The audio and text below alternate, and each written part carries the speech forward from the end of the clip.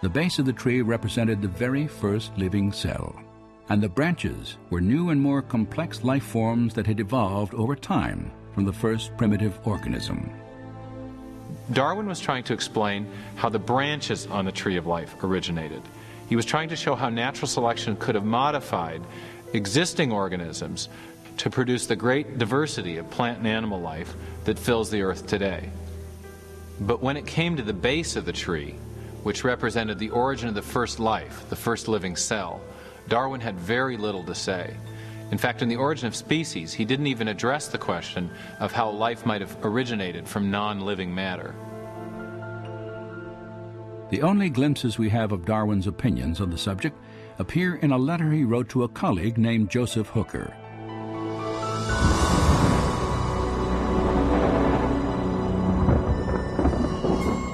Regarding the first production of a living organism, if, and oh what a big if, we could conceive in some warm little pond with all sorts of ammonia and phosphoric salts, light, heat and electricity present, that a protein compound was chemically formed, ready to undergo still more complex changes, at the present such matter would be instantly devoured.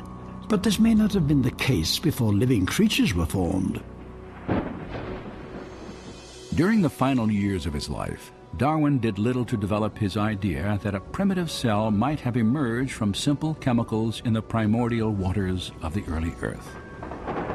But later in the 1920s and 30s, a Russian scientist named Alexander Oparin formulated a detailed theory about how this could have happened. It was called chemical evolution. Oparin thought that he could explain the origin of the first life using Darwinian principles. He envisioned simple chemicals combining and recombining to form larger molecules, and then these larger molecules organizing themselves with the help of chance variations and natural selection into the first primitive living cell. Over the next 3 decades, many scientists worked to develop and refine these ideas as they pondered the questions both Oparin and Darwin had raised. How could life have evolved from simple chemicals? One man thought he knew. The problem of biological origins has, for a very long time, I would say, has been a real deep interest to me just because of the scale of the problem, the importance of it. Where did we come from? Why are we here? All that kind of question. Probed from the point of view of natural science. During the late 1960s and throughout the 70s and early 80s, Dean Kenyon was one of the leading chemical evolutionary theorists in the world. And like others in his field, he was trying to explain how life on Earth began through a purely natural process. In 1969, Kenyon co-authored an important book on the origin of life. Gary Steinman and myself thought that if we were to pull together in all of the lines of empirical evidence that had accumulated by the mid to late 60s in one continuous argument, we were very enthusiastic about the possibilities for explaining the origin of the main life-building elements. Despite his optimism, Kenyon faced a significant problem. To explain how life began, he first had to account for the origin of the essential building blocks of every cell that has existed on Earth. Large, complex molecules called proteins. Proteins have a wide range of function in the cell, everything from structural requirements in terms of scaffolding of the cell, the cytoskeleton, to enzymes, where they're actually processing molecules to harvest energy or to build components of the cell. Proteins do pretty much all of the jobs inside of the cell, except for storing genetic information. That's left to the DNA, the RNA. But all the day-to-day jobs, cleaning up the cell, making energy, it's all proteins. Kenyon knew that proteins would have been as important to the first life as they are to living cells today. He also recognized the complexity of their construction. By the 1960s, scientists had determined that even simple cells are made of thousands of different types of proteins. and the function of these molecules derives from their highly complex three-dimensional shapes.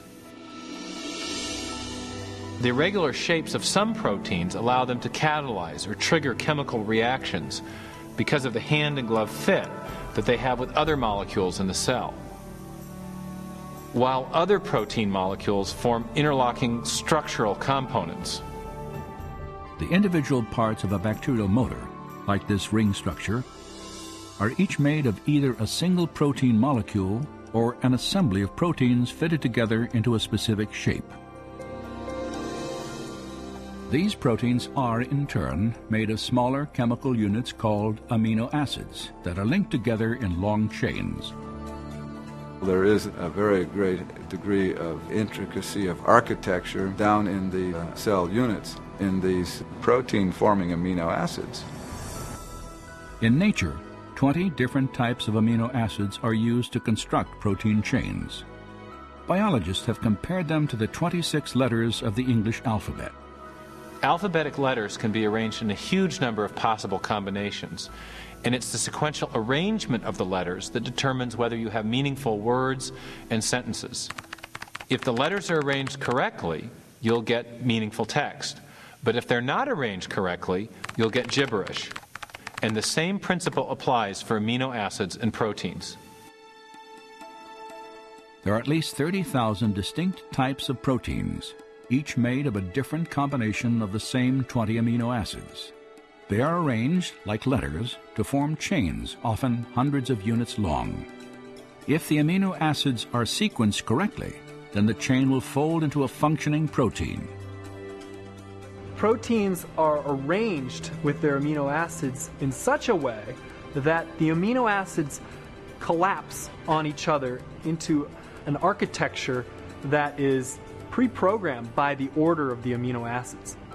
It folds into a certain structure, and that structure can do a certain function. So all proteins in the cell have a certain three-dimensional pattern that's based on the arrangement of amino acids in the chain. This arrangement is critical, for if the amino acids are incorrectly sequenced, a useless chain forms, and instead of folding into a protein, it will be destroyed in the cell. Proteins, like written languages or computer codes, have a high degree of specificity. The function of the whole depends upon the precise arrangement of the individual parts. But what produces the precise sequencing of amino acids that gives rise to the specific shapes and functions of proteins? During the 1950s and 60s, discoveries about protein structure forced biologists to confront this mystery.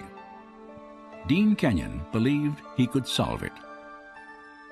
In his book Biochemical Predestination, Kenyon and his co-author Gary Steinman proposed an intriguing theory. Kenyon wrote, "Life might have been biochemically predestined by the properties of attraction that exist between its chemical parts, particularly between amino acids in proteins." At the time that biochemical predestination came out, I and my co-author were totally convinced that we had the scientific explanation for origins. Kenyon proposed that the chemical properties of the amino acids caused them to be attracted to each other, forming the long chains that became the first proteins, the most important components in the living cell. And this meant that life was effectively inevitable, predestined by nothing more than chemistry. Many scientists embraced Kenyon's ideas, and over the next 20 years, Biochemical Predestination became a best-selling text on the theory of chemical evolution. Yet 5 years after the book's publication, Kenyon quietly began to doubt the plausibility of his own theory. It was during that whole period of time that my doubts about certain aspects of the evolutionary account became apparent. When coming into contact with a powerful counter-argument given to me by one of my students, and I could not refute that counter-argument. Kenyon was challenged to explain how the first proteins could have been assembled without the help of genetic instructions. In living cells today, chains of amino acids are not formed directly by forces of attraction between their parts, the scenario Kenyon envisioned on the early Earth. Instead, another large molecule within the cell stores instructions for sequencing the amino acids in proteins. It is called DNA. Initially, Kenyon believed that proteins could have formed directly from amino acids without any DNA assembly instructions. And that's why so many scientists were excited about his theory.